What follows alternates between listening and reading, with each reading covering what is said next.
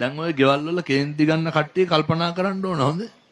මහදයක් ඕනේ මාළුවකට පින්නකට ලුණු ටිකක් මදි වුණත් මිනිස්සු කේන්ති ගන්නවනේ. ඔය හොඳට බලන්න ගෙවල් වල මේ අවුරුදු ගාණක් උයලා දීපු බිරිඳ බත් එකේ කෙස් ගහක් තිබ්බොත් එහෙම ඒ කුණහරපෙන් බයින ගෙවල් තියෙන ඕන තරම් තියෙනවා. නිරන්තරයෙන් බලන්න ඕනේ අර විනාඩි 10ක් විතර අරගෙන මොකටද කේන්ති ගන්නෙ? කවුද මේ කල්පනා කරන්න ඕනේ? කේන්ති යන උදවිය. මොකක්ද කේන්ති ඇවිස්සීමෙන් මට අත් වෙන ප්‍රතිඵලය? මම අහුවා අර විදේශගත දායකයාගෙන්. කේන්ති ගත්තාම මොකක්ද ඇති වෙන ප්‍රතිඵලය කියලා.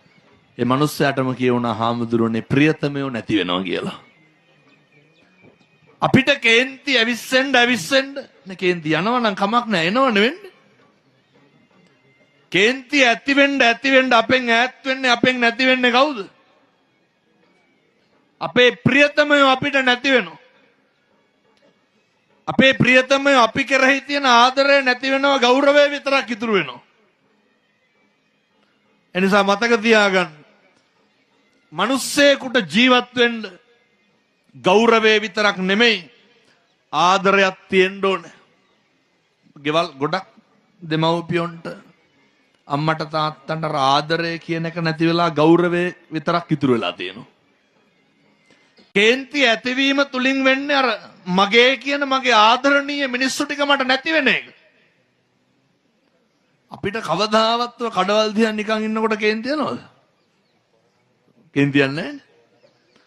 බස් එක යනකොට කේන්ති යනවද? අපි ගියත් ඒක පාලනය කරනවා. එහෙම නැන්නේ. කවදාවත් ඔය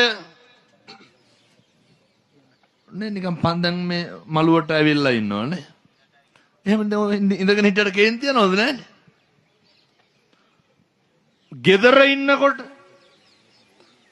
ඔය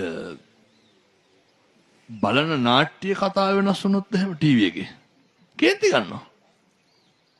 එතකොට සද්ද වැඩි නම් කාගේ හරි ෆෝන් එකක මෙහෙදි සද්ද බද්ද තියෙනවා කේන්ති යනවා.